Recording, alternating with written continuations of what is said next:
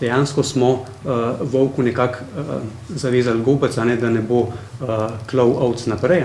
Sem vas pa kot predsednik te komisije dolžna nekako opozoriti, da se spoštljivo vedete do naših gostov. Mi smo vse Slovensko združenje malih delničarjev povabili k nam, zato, da bi problematiko v celoti dobro razumeli, tako kot smo povabili tudi vas. In jaz moram v zaščito naših gostov, tudi vas bi vzela zaščito, če bi bilo to potrebno, zahtevati, da se spoštljivo obnašate ne samo do državnih svetnikov, ampak tudi do gostov. Tako. Ne bi se odzival na nekatere izjave in se zahvaljujem za zaščito tudi, ki so bile neposredno žaljive, celo omenjene besed, kot so klavci in podobno. Prej sem vas vprašal, če mi lahko mogoče odgovorite, koliko kršitev trenutne zakonodaje ste zaznali oziroma je bilo ugotovljenih, da pač predlagate to spremembo. Sam nisem imel mnenja o tem, s kakšnim namenom je zakon spisan, z izvajanja zdajšnjega pa vidim, da je namen in očitno vam trn v peti to društvo malih delničarjev, ker kadarkoli ste se oglasili, ste omenjali zgolj njih, ne pa ostale vsebine samega zakona. Hvala. Ne gre samo za problem Vseslovenskega združenja malih delničarjev. Opazili smo predvsem v zadnjem času, ko so se ukinjali registrski računi, da so tudi drugi odvetniki imeli te fiduciarne račune, kjer so hranili delnice oziroma druge vrednostne papirje vlagateljev, in tam v glavnem ni šlo za majhne portfelje, ampak so bili tudi to dejansko veliki portfelji, kjer se potem ni moglo ugotoviti lastništvo. Je pa dejstvo tudi to, da zaenkrat to ni predstavljalo kršitve zakonodaje, je pa res predstavljalo to nek obvod zakonodaje. Moje vprašanje je preprosto. Proces divjega lastninjenja je v glavnem zaključen. Kje ste bili do zdaj v zvezi z reakcijo s fiduciarnimi računi? Kje ste bili do zdaj?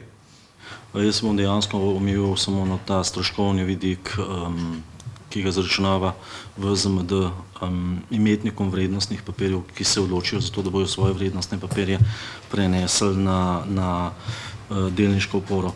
V zvezi s tem bi povedal, da skladno s cenikom VZMD-ja oziroma s splošnimi pogoji VZMD-ja, VZMD zaračunava imetnikom teh vrednostnih papirjev osnovno vodenje računa v evro v višini 9 evrov. V zvezi z Vseslovenskim združenjem malih delničarjev.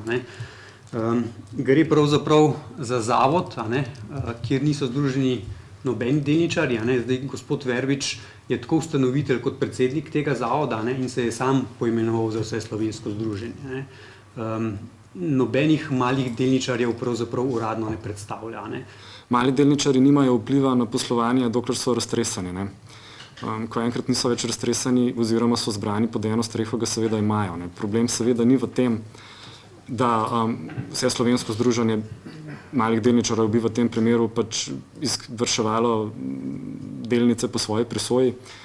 Problem je pri tem, da... Dovolite, prosim, kar končajte, izvoli. Problem je v tem, da bi pač Vseslovensko združenje v tem primeru pravice izvrševalo potem, ker oni mislijo, da je najbolje, ne na način, za katerega misli mali delničar, da je najbolje, seveda razen, če ga ne bi pooblastil, ampak vpliv na poslovanje gotovo je in to spremeni delniško strukturo. Delničarjev, ki teoretično in praktično nikoli ne bojo imeli šans postati veliki delničarji, če se bomo tako do njih obnašali. To se pravi, nobenega priboljška za penzijo ne boste pustili nobenemu, silte v propad teh papirjev oziroma odprodajo, pa še tega borzno-posredniške hiše nočejo oziroma ustvarjajo takšno mnenje, Vseslovensko združenje malih delničarjev, ker ga vidim kot nek sindikat vseh tistih, ki so tako ali drugače prišli do nekega vrednostnega papirja, ki ga poskušate zdaj na vso silo iztisniti žepa. Izključen namen združenja tako v primeru delniške opore je bil ohranjanje malega delničarstva v Republiki Sloveniji, ohranjanje lastništva in imetništva čim večjega števila delničarjev, ščitenje kar se da učinkovito interesa, ki iz tega izhaja, tudi njihovih pravic v različnih sodnih postopkih, v različnih skupščinskih in drugačnih dogajanjih. In s tem v zvezi naj povem, da imamo z tisoči in tisoči ljudi, tudi v kontekstu delniške opore in sicer sklenjene ustrezne sporazume, dogovore, pogodbe in podobno. Zato vam lahko zatrdim, 12 let ne bi obstali v tem prostoru, v vsem dogajanju, ki smo jih videli, v vseh nedotakljivih, ki so takrat bili na delu, ko smo to združenje ustanovili, če ne bi delovali transparentno in res skladno z našim poslanstvom. In pri tem bomo ustrajali tudi naprej in očitno se bomo soočali z nasprotovanjem in poleni pod noge tistih, ki bi pravzaprav v osnovi morali biti na isti strani kot mi in ščititi v prvi vrsti interese ravno teh individualnih vlagateljev in interesov funkcioniranja finančnega kapitalskega trga. Ne najdemo dovolj energije, da se zakonodajna veja z splošno družbo, da tako rečem, s civilno družbo ne more usesti in poenotiti. Čeprav to zastopim, da bi ta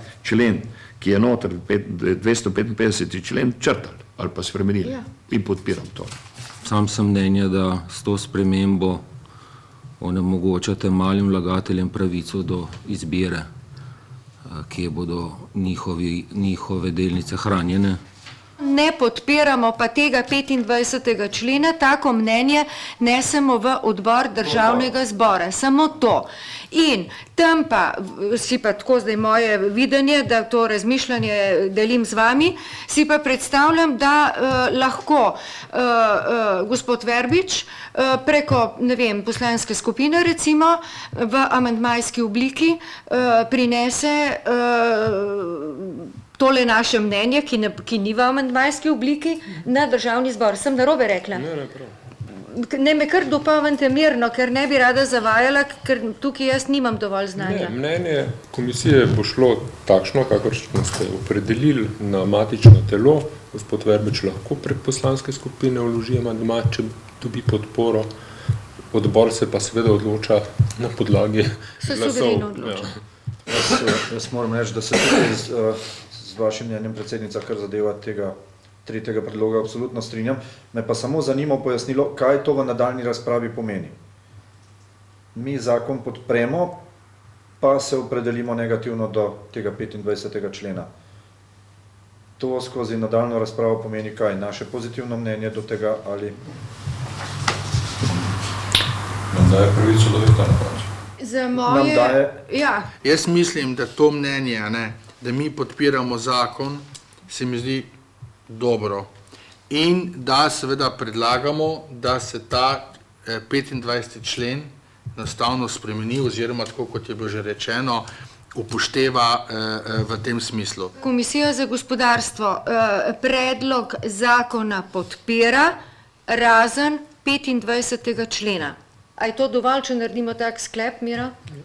V redu. Potem vas prosim za odločanje. Kdo je za, naj prosim to potrdi z dvigom roke. Vsi. Je kdo proti? Ugotavljam, da ne in da so vsi prisotni, to jih je pa 8 državnih svetnikov na tej komisiji glasovali za. Z današnjo soglasno odločitvijo komisije Državnega sveta smo v združenju zadovoljni. Tudi sami so namreč pripoznali v konstruktivni in argumentirani razpravi, da je 25. člen novele, kot ga predlaga Vlada Republike Slovenije, problematičen in s tem v zvezi bo seveda seznanjen tudi odbor Državnega zbora, na katerem pričakujemo, da bo z amandmajem sprejeta odločitev, da se dopolnilo, kot ga predlaga Vlada Republike Slovenije, črta. Skratka, tisto, kar je sporni del, tako v združenju kot Evropski federaciji in ne nazadnje zdaj tudi komisija Državnega sveta, menimo, da ne sodi v zakon o trgu finančnih instrumentov in je torej v tem delu novela, kot jo predlaga vlada, problematična, nesprejemljiva.